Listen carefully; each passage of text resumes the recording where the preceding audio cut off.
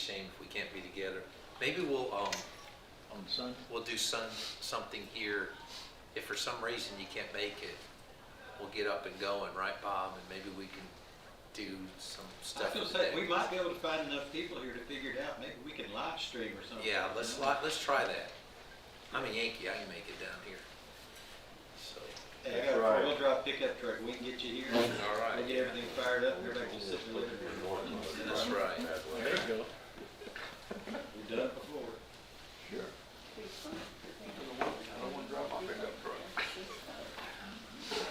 You guys know we've had some people that we've been praying for. Linda Fans in NHC, room 119. If you want to go and pay her a visit, recouping from a fall surgery. Susan Farmer's still kind of working through that tough time since her last treatment that she had. I think some of the other ones you can read from the email that was sent out this evening. Again, the Daggetts will be here this Sunday, so Jeremy's going to preach for us, and then our class time is going to be combined, and both Katie and Jeremy are going to share about the work that's going on there. Guys, it's really exciting. I mean, Katie is doing something in the prisons with ladies. She's also doing some things about reaching into women that have been part of the sex trafficking trade and sort of been in a redemption ministry. And you're all partners in that work. I mean, that's all things that Cedar Lane's a part of. So I really hope it works out that we can be together. But like Bob said, we'll have to find a way to live stream it just to hear about the work that God is doing there in Peru, and that we can celebrate with them. Hey, we really had a good response for Winter Shelter. I think we've only got like 4 spots left, and it's for the second week. 3 spots left. That's fantastic. So thank you so much. Again, if you want to sign up, there's 3 overnight spots, and everything else is full. But look, if you would like to just come around dinner time, which is what, about 7? About 8 o'clock. About 8 o'clock. If you just want to come and just sit at a table and get to know the folks. There's 7, 8, and pretty regular from year to year, at least the 2 years I've been here, and give you a chance to talk to some people and kind of understand, and to get to see what we get to do. And boy, is it needed, right? I mean, just so grateful that the shelters are open right now. Y'all can stay awake till 8 p.m.? Wow. They serve coffee too there. Come and get you some coffee. Buddy. All right, so that's exciting. Hey, let's be praying for that. Because of the winter shelter next week, there won't be any Wednesday night meal. So other things that have been on here, the wedding shower for Clay and Olivia, it's a week from Saturday. Hey, I'd announced that we were going to have a mission lab on, I can't remember when I said, February 15th, 16th or something, but we just had so many people, a lot of our key people that have been involved in missions that have had conflicts, so we have moved it all the way back to like April the 12th. Okay, that's way down the future. I really want to make an appeal. I don't care, how young you are, how old you are, how experienced. If you would like to be involved in missions, come to this missions lab. It's going to be like from 9 to 3 on a Saturday. And we'll probably have Alan Howell do some work with the whole church on Sunday. But this is exciting because you can learn a lot about what's going on in the world in missions. You can learn about how to be a better encouragement. It can equip you to maybe travel to Peru or St. Vincent's or to Ghana and to know how to help encourage our missionaries, how to be involved in the mission work there, how to help assess, and then also how to take a lot of these gleanings and apply them right here in Tullahoma, and how we can think about being a mission point right here. So, Don, you've traveled around the world, haven't you, on missions before, right? So it's how many of you have done that? Just raise your hands if you see. We have such a great heritage of that. I mean, you know how long, we really do in this church, and there's a lot of good being done. So that's on April 12th. So just kind of put that, like get your phones out and say, hey, I'm gonna reserve that Saturday. Because if you don't, you'll put something else there, right? Get that. This is what you want to have FOMO over. right? It's April 12th. You don't want to miss that. So, Is Mission Resources Network part of this? Are they going to be here, or at least some? yeah, So it is bigger than just Cedar Lane. It's missions. right. It's out of this agency called Missions Resource Network, as Tom said. And so Alan Howell is a part of that. He's a great guy. I know him. He was a missionary himself in, I believe, in Kenya. For a number of years, they planted a ton of churches. He and his wife now live in the Phoenix area, and they do incredible work, both domestically and around the world. So, and Tom, you know of that group. So it's a good group. Dan Bouchel, some of you may know him, that heads that up. So it will be an equipping, it will be a fun workshop. They call it a missions lab. And we really, so that's April 12th. Look, I don't care how far, like if you're sitting here all that, well, I could never do that and it'd never be for me. Get that out of your mind. Put April 12th down, come. Great, we're sending you to Peru. Come on, man, come. All right, this is good.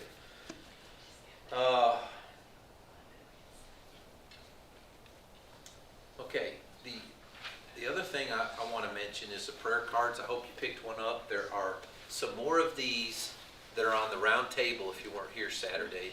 We started 40 days of prayer together. It was a way to kick off this new season. We also studied the Gospel of John together. Just kicked that off in sermons and in classes. And I'm excited about that. I hope you had a good first week in your class with the Gospel of John.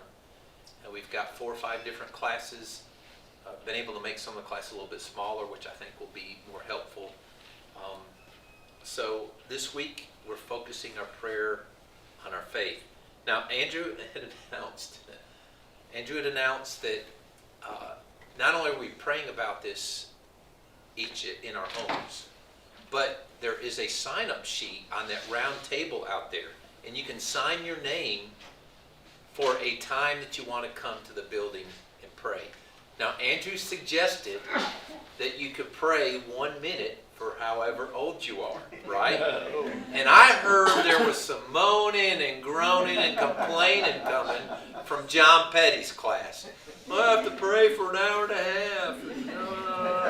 It's a privilege. It's an honor. So jump on that poster. Brianne came down. She was down here this morning. Now, it is not, a man should never reveal a woman's age. So I won't tell you that we prayed for 42 minutes. Hey. She was down here praying this 45, yeah. But she came down and took a shift this morning. So if you do sign up, write down your time, and you never know, somebody may show up with you and want to join you, okay? But you don't have to. It's just a suggestion. Well, some people have to break for lunch. Hey. All right. Hey, let's really believe in this. I mean, let's just start a new season where we are really looking for God and searching for Him. That's the message of John. There's 3 things that happen in John chapter 1. And I don't know if you got to this because my sermon was on the first 18 verses of the Word, but the rest of the chapter is chunk filled. But it sets up what it means to be a disciple right in the first chapter. Jesus tells everybody that they ask him questions about who. He says, "Come and see." Okay, that's the first thing. Come and see. You look at Jesus. You open your life. You see Him. And then He says, remain and follow. He says that in chapter 1. So they saw Him. They came and saw Him. And then they remained and followed. Okay, that's the second step. I come and see who Jesus is. Maybe I behold some glory. I'm interested. I remain with Him.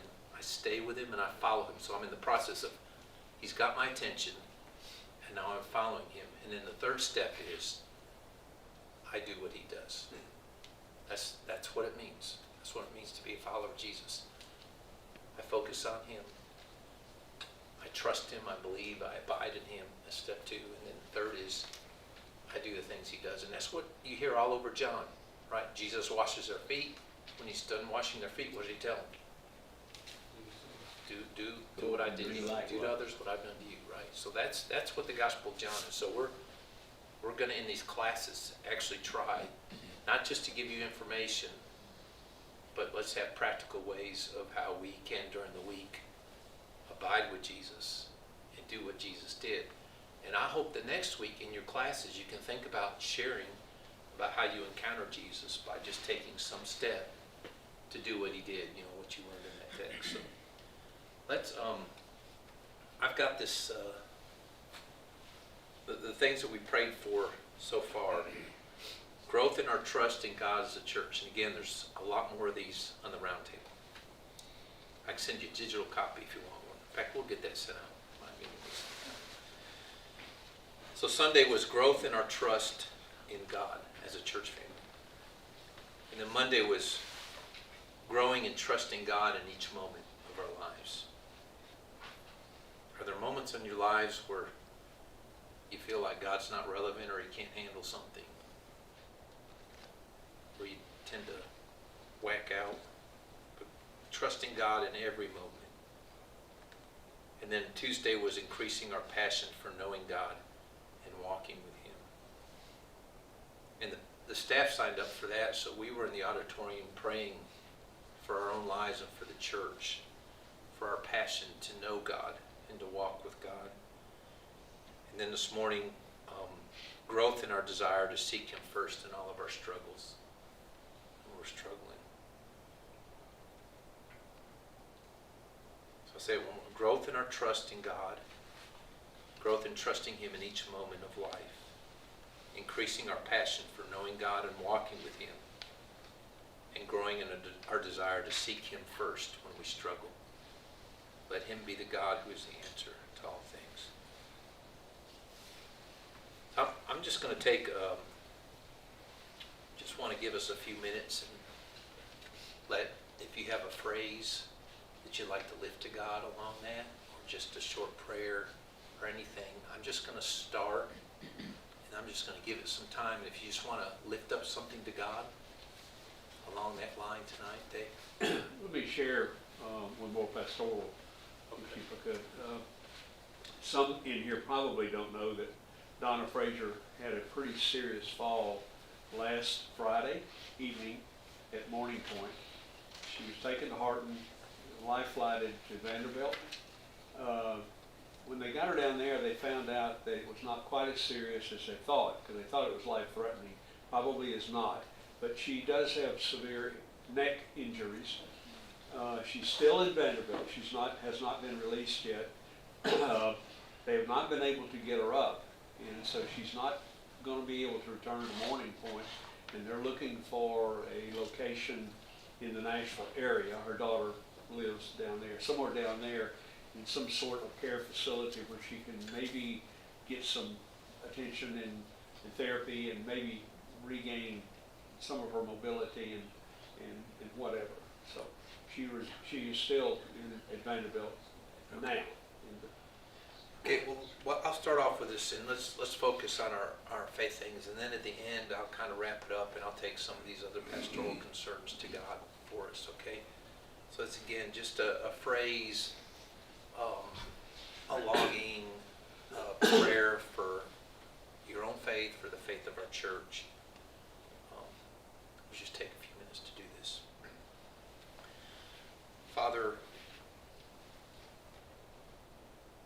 we know that the most precious thing, your word teaches us that the most precious thing we have is you. That our greatest reward is you. That you are our life, you are our light. We were created to give you glory and honor. You have pursued us and found us, and you offer yourself to us. Your word teaches that we find our life by giving it away, finding it having been taken up in you. God, this is so hard for us. There are so many things that create anxiety in our lives, so many things that we want to control, so many things that we're afraid of, so many areas where it's hard to trust, so many places we've been hurt, so many places we feel scarcity, again, fear.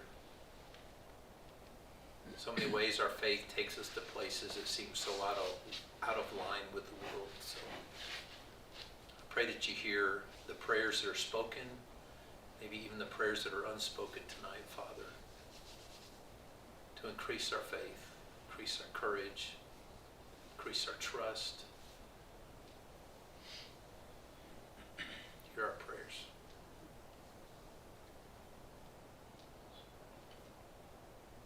Father, help us to be a faithful church and to put our trust in your Son, Jesus, every day.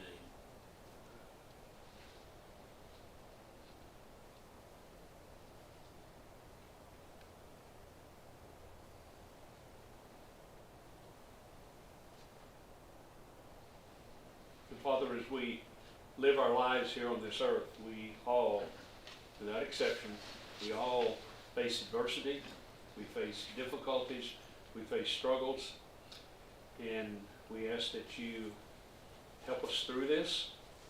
And Father, especially when we come to you in prayer and ask you for an outcome that we desire, that we don't see being met, help our faith to be strong and help our dependence on you to be there so that we can accept your will, accept the outcome, knowing that you are in control and that you, in fact, will keep your arms around us no matter what this life brings.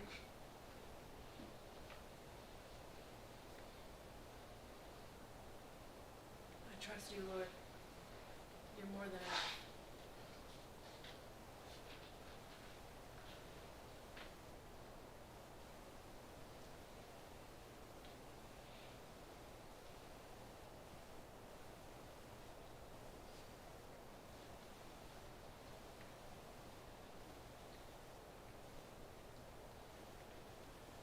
God bless those of us who are asked to lead this church. Forgive us when we choose wrongly. Strengthen us when we choose what is right. Help us to be guided by an understanding that you are faithful to us, that you want what is good for us. Help us to recognize that there are times in our life where we do enter into challenges and we do deal with disappointment, and we deal with sickness, and we deal with death and many ugly things, and help us to reflect on the valley of the shadow of death and know that in those times you are there and you walk with us and you continue to be our company and our guard. And so even now, in spite of our weaknesses, in spite of our ignorance and sometimes our stupidity, continue to bless us and continue to be with us, continue to forgive us of our wrongs, and continue to strengthen us when we're right. Forgive us of our anxieties when we forget all of those things. Continue to bless your church.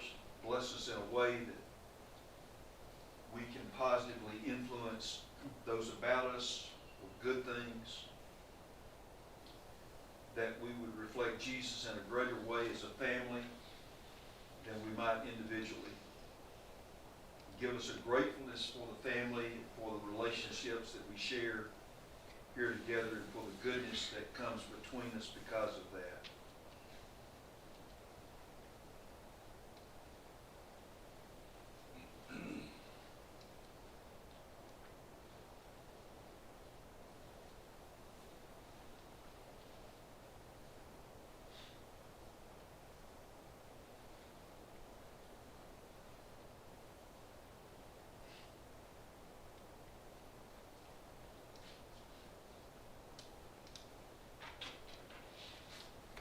Father, hear all the groaning and all the longings and all the affirmations that are lifted up to you.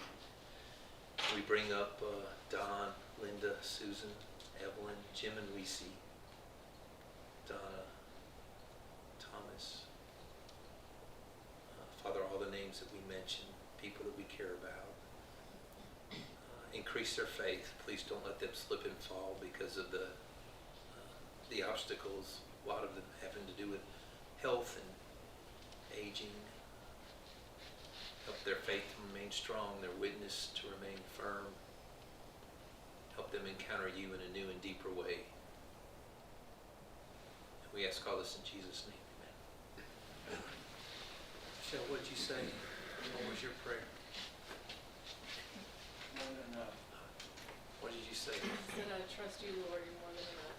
Hey, let's just say it, right? I trust you, Lord, you're more than enough. Trust is good. Thank you. Thanks for sharing that. All right, so tomorrow is strength to resist all kinds of temptation, whether public or private sin. I put that in there because I know you guys might need, I don't personally ever have any problem with temptation, but I thought it might be good. I signed up on the list, so, but anyway, strength to resist all kinds of temptation, whether public or private sin. We all know that's something we deal with, so that's tomorrow. All right. Are you ready to I left you, the last time we met was like the Wednesday night before Christmas. It was a long time ago, and I left you with that beautiful Christmas story from Revelation 13. Y'all remember that? Did y'all tell it to your kids? You had one with the dragon and the beast and the woman and all the baby and all that stuff. So I hope you like that. We also talked about Pliny or Pliny, I don't know how people pronounce his name, and the Emperor Trajan. And Trajan was a pretty moderate emperor, but he still was worshipped as a god. Pliny's a guy on the left, and Trajan is the emperor on the right. Pliny was a governor in Asia, in just north of Ephesus.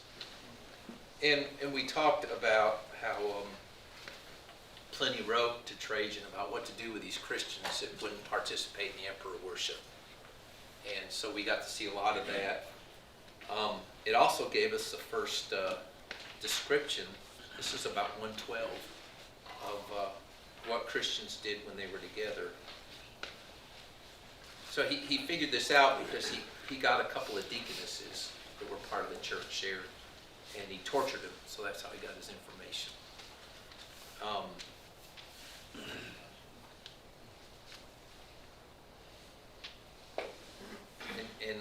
Let's see.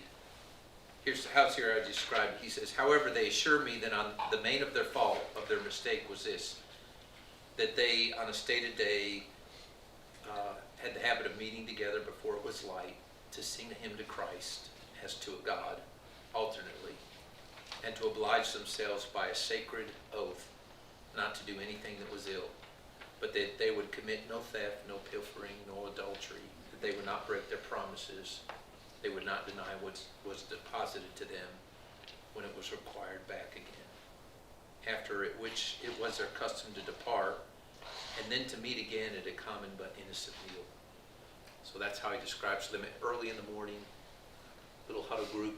Remember, you worked 7 days a week back then, unless you're Jew, but most of these Christians, they met Sunday morning before daylight,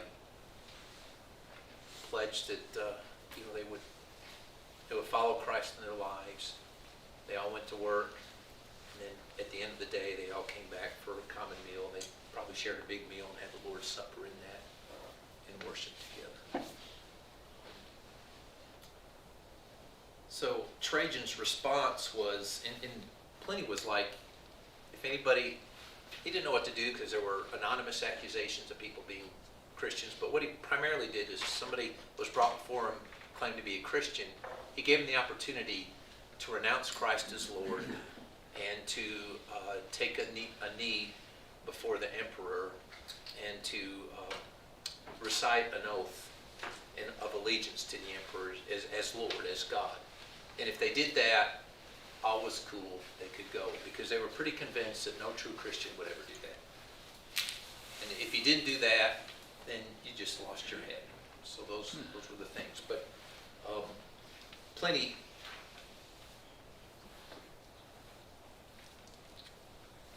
said in his response, you need to observe proper procedure. They're a Roman citizen, send them to Rome. Don't actively seek out Christians. Punish those who are guilty. Pardon those who deny Christ and worship Caesar. And And then he said not to harbor anonymous accusations. So that's about as good as it ever got during that period. So that's kind of a wrap up of where we were there. And so I wanted to think about, let's see if I can work this. And that's kind of a scene of emperor worship. I wanted to think about, if you think, like, what must it have been to live in that sort of environment? What would a Christian gathering mean? What would you need out of that? How do you respond to that? Like, man, you're living in this environment. Everything around you is all oriented towards the Roman Empire and Caesar and that power. You're living in Asia Minor and it's just dangerous. I mean, can you kind of get in that mentality? What do you really need? What do you need to happen when you meet with your brothers and sisters? You need to know that it's worth it. You need to know that's worth it. Yeah. Okay. You need encouragement. Which is what? Instilling courage, right? You need to have courage. You need to know. You need to be reminded why it's worth it. That's good. Anything else? I would imagine there's something in that gathering that you get that you wouldn't be able to get elsewhere. Whether it even be physical necessity that there isn't an option otherwise. You know, there's something in that meeting that you have at times that you wouldn't otherwise. You know, I think of all the slaves or women that were marginalized, what it would have meant for them to go elsewhere for any of their needs.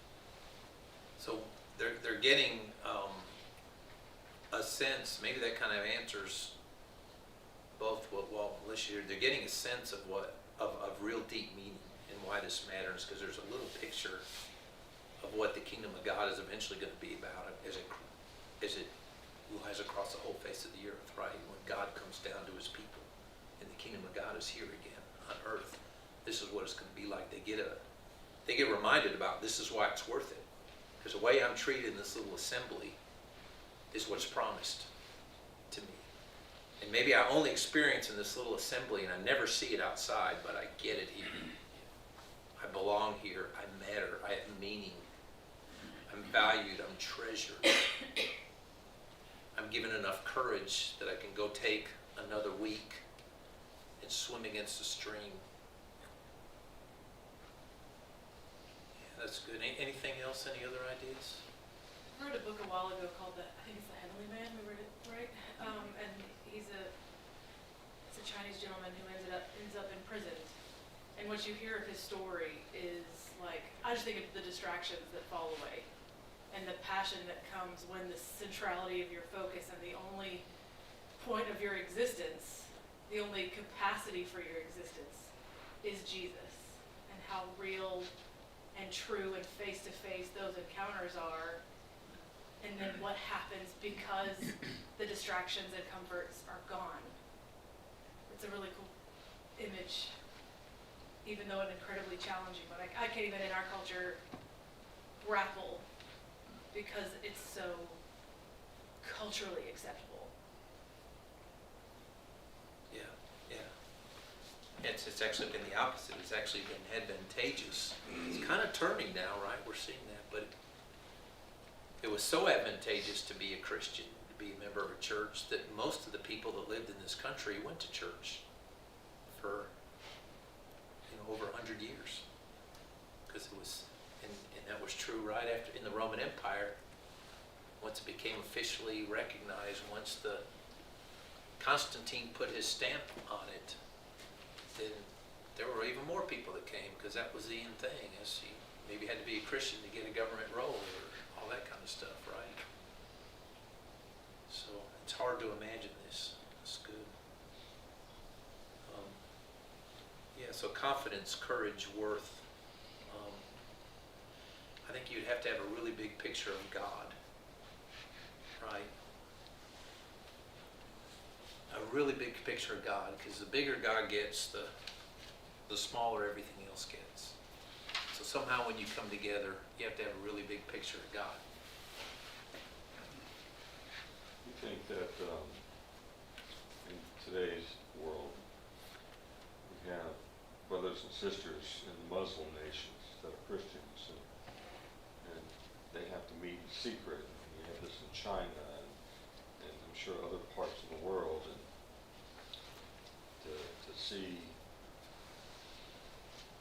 how they live in their apocalypse, that the threat of life because of worshiping Jesus and God, God. And what that worship, how do they do that? How do they encourage to get through? Yeah, and I think I think Michelle's right too. I mean, sometimes as a preacher, you feel like your main job is tricking people into coming on Sundays. These people, they were taking their lives in their hand. They wouldn't miss a gathering together. I mean, it was just so special, and so formative, and so important, and so meaningful. You just want to look around and say, what happened? What happened? We complain, we get the least little bit uncomfortable. These people, this is uncomfortable. Like head attached to body uncomfortable. This was uncomfortable. Jerry? Yeah. I was thinking, what Colin said and what she said, the cultural disparity in the apocalyptic times, that the disparity between the outside and a church was tremendous. So, outside the church, there's darkness, and inside the church, there's light. And so I think about right now, and I say, well, the cultural disparity right now between in church and outside church is not that great. In fact, the cultural disparity sometimes within a church can seem greater, which is why some people find it so easy to leave the church and go somewhere else. Go pick your flavor somewhere else, and because the cultural disparity is just not present. And I was thinking that can be either because the outside world is more like us, or maybe it's because we're more like them. And those both are scary thoughts. But Yeah, there's a lot of ways to think about it, isn't there? And some of it we could say, maybe in a good way, that our culture and other cultures have been influenced by the light of the gospel. We're all in this country, the Enlightenment is standing on the foundation of Christian faith. Education, science stands on the foundation of Christian faith. So there's a sense in which more light is spread. There's a lot of ways to think about that. I think as individuals, once we just want to hang on to life so much, once we realize our body and our life are temporary, and once we get over that fact that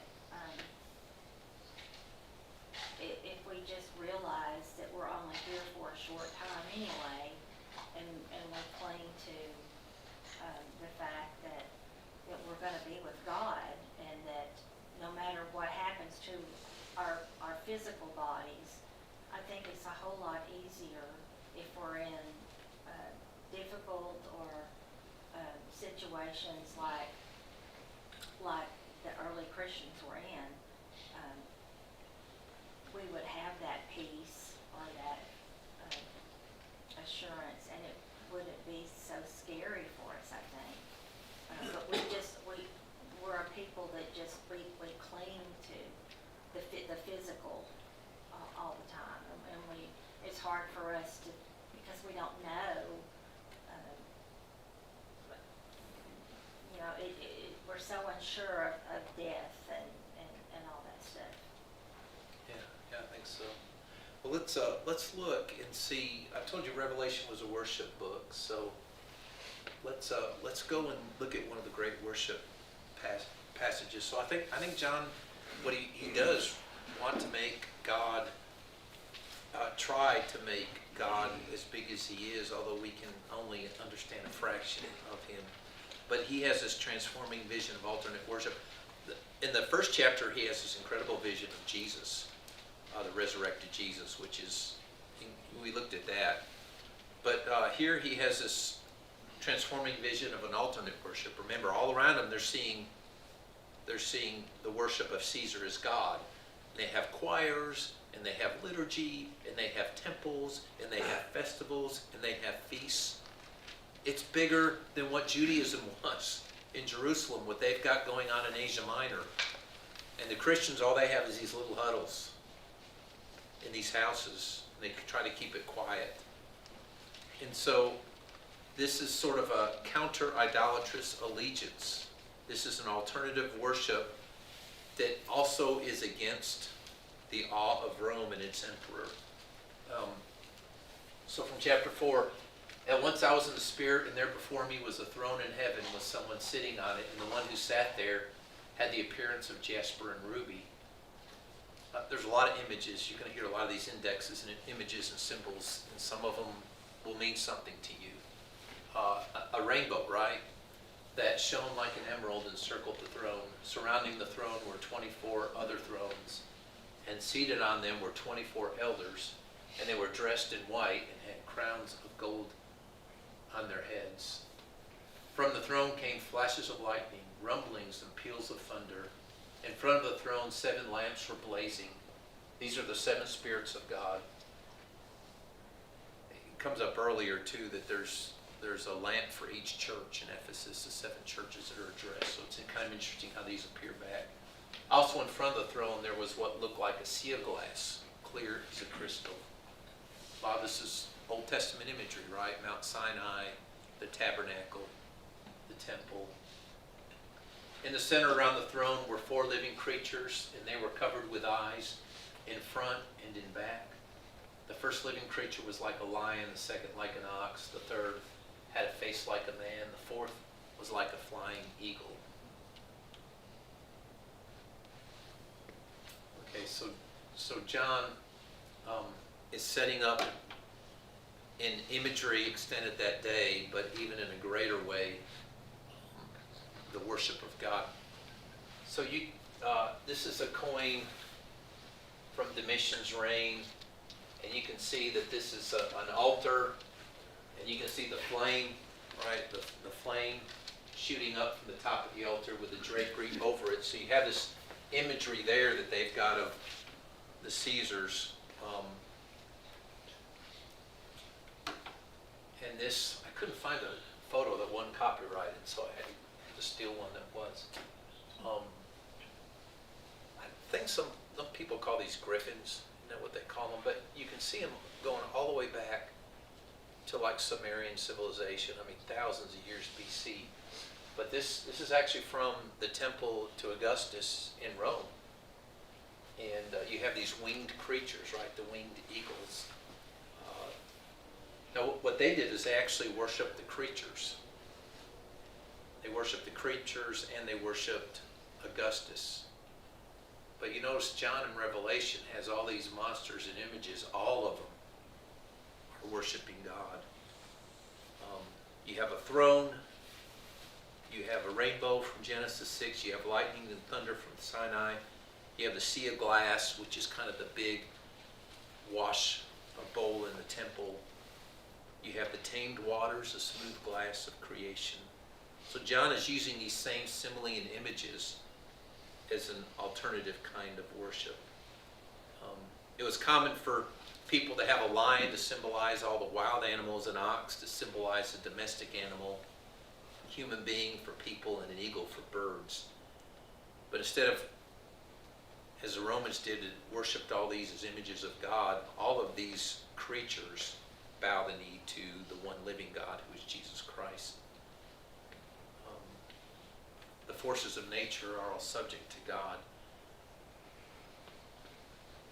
And then he says, each of the 4 living creatures had 6 wings and was covered with eyes all around, even under its wings. Day and night they would never stop saying, Holy, holy, holy is the Lord God Almighty, who was and is to come. That's really interesting there, because there's one phrase that you can never say about the Caesars, who were gods. They would say they were, even from the beginning they would say they were. They would say they are, but they never said they were to come, because they had a tendency to stay dead. Whenever the living creatures give glory, honor, and thanks to him who sits on the throne and who lives forever and ever, the 24 elders fall down before him who sits on the throne and worship him who lives forever and ever. That's this worship of this power of the slain lamb. It's the resurrection, right? This is the hope. This is what gives the courage. This is what gives the meaning. That you can lose your life here, but there is a forever and ever. They lay their crowns before the throne and say, You are worthy, our Lord and God, to receive glory and honor and power. For you created all things, and by your will they were created and have their being. So that's, we got several songs in our liturgy that we sing that kind of pull from those scriptures, but that's an incredible worship text, isn't it?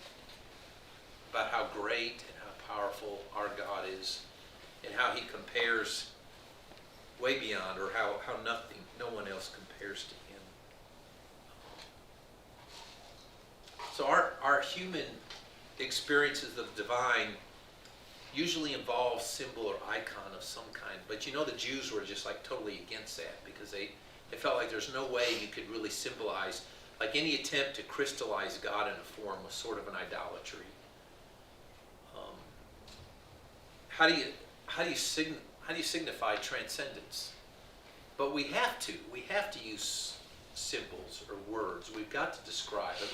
We have to use our vocabulary, our imagination. That's all we have, even though who God is really indescribable.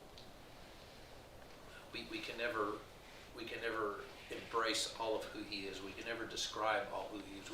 We can attempt to. We can use metaphors. Like, does anybody? What's your favorite metaphor for the living God? What metaphor really rings true with you? You think of one? Infinite. Infinite. Okay, so everlasting to everlasting. Father. Okay.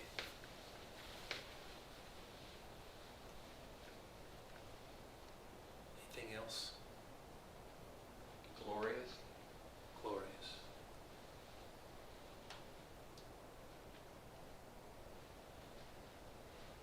Somebody once said, because there's several times in the prophets where God is my hedge, sort of like my shield, a protector. My hedge was a big metaphor for them in their life at that point. So many different ones. It was so disturbing to the Jews. Of course, they remember. You remember when Moses went up on the mountain to get the 10 Commandments, and Aaron came. He was with the people, and they wanted to worship the God that brought them out of Egypt, right? So they made this idol. It was a calf, like a fertility cult, right? But do you remember the story? Like, they said, this is your God who brought you out of Egypt. That's what they said. But they made an idol. And you remember Moses came down, had a fit, threw the 10 Commandments down and broke them. Remember that story? So the Jews, they understood why they didn't have images of God himself. They had lots of images and artwork in the tabernacle and the temple, right? That if this would have been the room, it'd be just filled with beautiful nature and everything else, because all that gave glory to God, but not an image of God. So Pontius Pilate, he decided one day that he would take the Roman symbols and he would bring them into Jerusalem. He sort of wanted to, this is when Tiberius was reigning, and you know Pontius Pilate. So he brought the Roman symbols into Jerusalem, into the temple area, and he was going to place them there as a reminder. And it disturbed the Jews so much that he was up at Caesarea Maritima, and they went up there to protest. And they made this official complaint at that's where the governor's official residence was at Caesarea Maritima. And Pilate was so incensed that they were trying to tell him they didn't want Roman standards in the temple precinct. After all, the Romans owned it and conquered it. And so Pilate said, well, let me consider it. So he called all the Jews that had come, about 60 or 70 of them, representatives. They had them all meet in the theater, and he was going to address them. Well, what he did is he surrounded them with Roman soldiers. And he told them, they're going to stay in there, you're going to die. And every single one of them just lay down on the ground and bared their neck and say, we'd rather die than see that symbol in the temple precinct. And Pilate relented.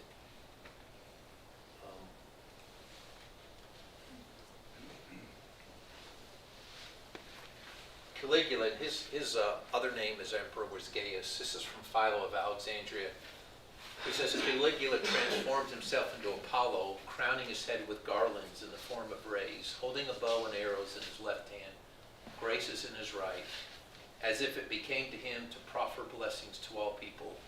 And immediately there were choruses, carefully trained, singing paeans to him, as also when he assumed the disguise of the god Bacchus.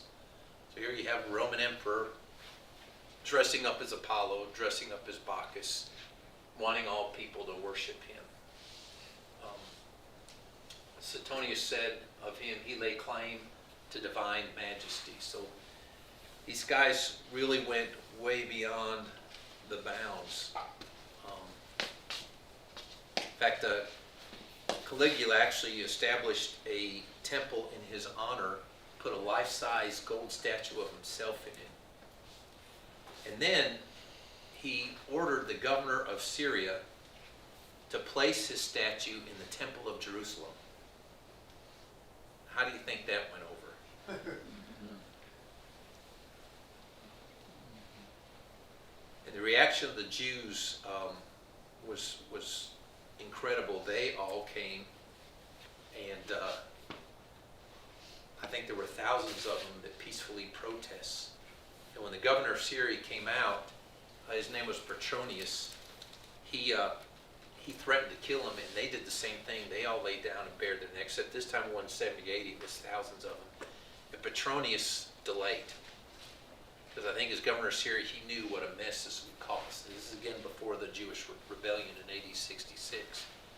So Petronius delayed, and then he did something really risky as a governor. He sent an embassy back to Rome, and he said, could we reconsider putting your statue in the Temple of Jerusalem? And when Caligula or Gaius got it, he sent a message back and said, you can take your own life, and you got a week to do it.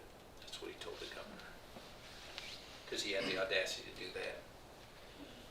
Good thing for Petronius is that Caligula was murdered, or he was asked, they told him they were going to kill him. He ended up having to take his own life before Petronius took his, so he ended up surviving that whole deal. But this is part of the rising tide towards the Jewish war. Then here's to Nero, our Hercules.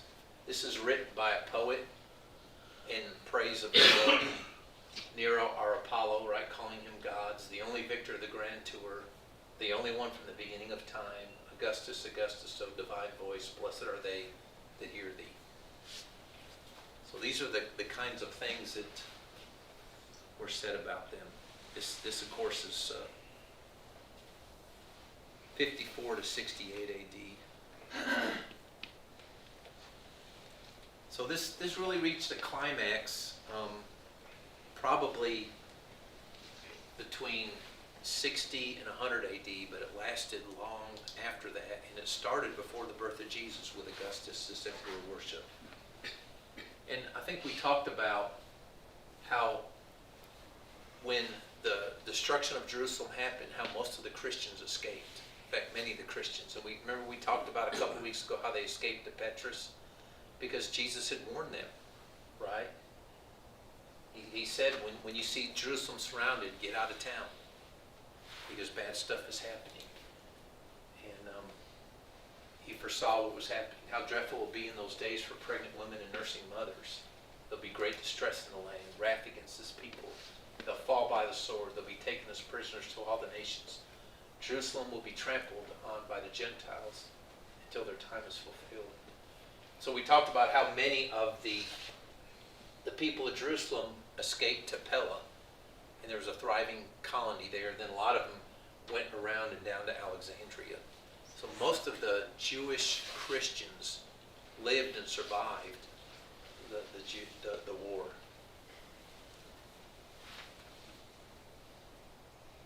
Now, the Jewish War ended up being the most successful rebellion in 150 years against the Roman Empire in AD 66. They actually drove the Romans entirely out of Palestine for a brief moment.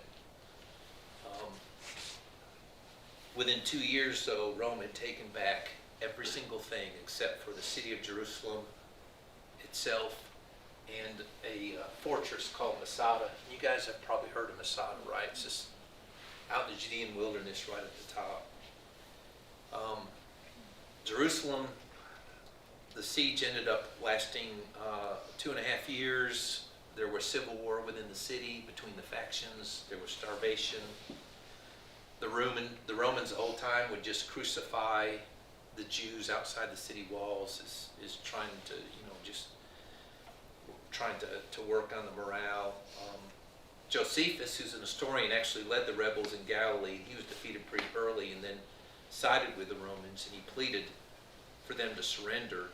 This is what Josephus said. This is what he said. He said,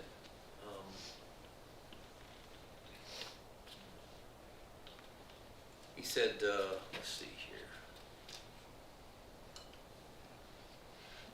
Listen, that you may learn that you are warring not against the Romans only, but also against God. He declared to his fellow Jews that God had fled the holy places of Jerusalem. So that was a really tragic time. And this is a slide of a place called Qumran, which is where a bunch of Essenes lived. And they lived out in the desert. They didn't like the Romans, but they didn't like the Jews that were in charge of the temple. And so they lived in the desert as a worshiping community. They had an apocalyptic leader that they called the Teacher of Righteousness. Now what's interesting is a lot of their responses towards the Romans and towards empire were very similar in ways to Revelation. The Essenes did not marry. They held all their goods in common. They despised wealth. They preferred to wear white garments. They wore white veils. Remember we were talking about the head veils in our study of the role of women, where the Essenes wore the head veils in worship. They took frequent ritual baths for cleansing, spiritual purity. And of course they were alienated from Jerusalem, the hierarchy, the temple, and the priests. This is one of their mikvah baths. You just, baptistry here, you got to kind of get on your knees or somebody puts you down on it, you get nose up, water up in your nose on. They just had it figured out. You just walked right down in there, walked back up the other side. About 150 gallons of water. Have you heard that John the Baptist was an Essene, or may have been part of an Essene sect? He looked like one, didn't he? He looked like one. Lived out in the wilderness. But there's a difference. So some of the similarities, they all envisioned a new Jerusalem of shared abundance. John in Revelation and the Essenes both talk about white clothing as a symbol of purity, and how they have to live over and against the idea of empire. The difference was, let's Yeah, so there's some of John's, the dressed in white and how they're wearing these white robes and palm branches. But the difference was that the Qumrans were preparing for physical war versus Rome. They discovered a war scroll, talked about this great battle between the sons of light and the sons of darkness. And they actually had a battle plan to defeat the Romans. And so at this hilltop Masada, they believed that a lot of the people that committed suicide up there, that there was a last holdout against the Romans, were Essenes. They had this battle plan to defeat the Romans. They believed there would be 7 battles. They'd win one, the Romans would win one, they'd win one, the Romans would win one, they'd win one, the Romans would win one, but then they would win the final climatic battles. That's 4-3, World Series over.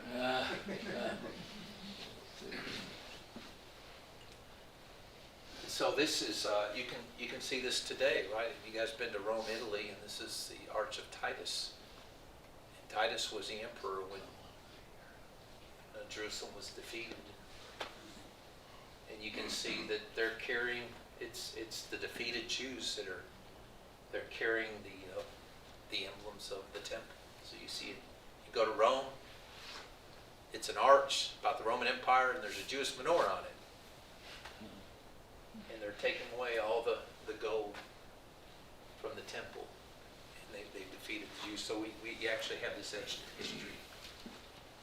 By the way, there's a big movement among modern Jews. They want them to take the Arch of Titus down, just like, because it's anti-Semitic propaganda, which it is, I guess. But Revelation takes a shift from grace to redemption. So I kind of have gone through this real quick, and we're just about out of time. So this is where we're going to spend most of our time next week, is thinking about what does it mean to resist the power of the enemy? Where do we see the enemy manifested? And what does it mean to resist the power of the enemy?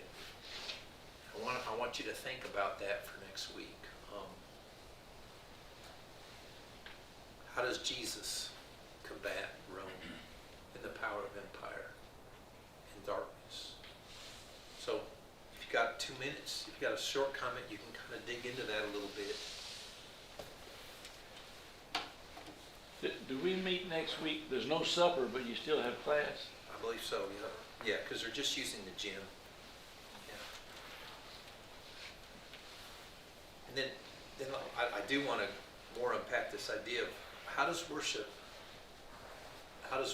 call us to battle? I want us to think about that. We've talked about worship and what it can be.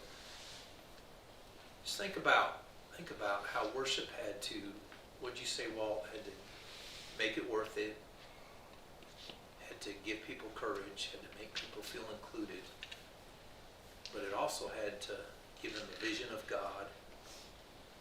They had to experience something that would call them to go up against violent forces in nonviolent ways, right? They had to go with land power, not Roman power. That's what worship had to do.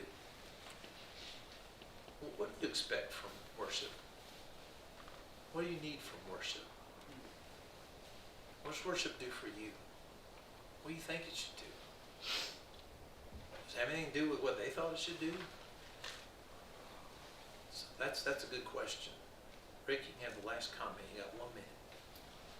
Power of the resurrection seems to be very important in giving strength to overcome those powers of evil. Because it gave them something, it gives us something to hope for, to be assured of. This stuff doesn't matter. So why don't you kind of fill that out? Like fill that out. Put it on a sheet of paper. Put it in your minds. What would a gathering time really look like? What would be meaningful? What would do those things for you? Instead of thinking about the 5 things that we got to do, what if we thought about worship like John thought about worship? What if it equipped us this way? You don't have to think about specific elements, but like think about the themes, the feelings, the emotions, the liturgy. What would need to be there? And what what do you face in your own life? So let's talk about that next week. All right? I'll write that down. Put a note in it. You don't forget it as soon as you walk out of here. I know y'all. I'm gonna forget it when I walk out of here. So No. you guys need to write it down.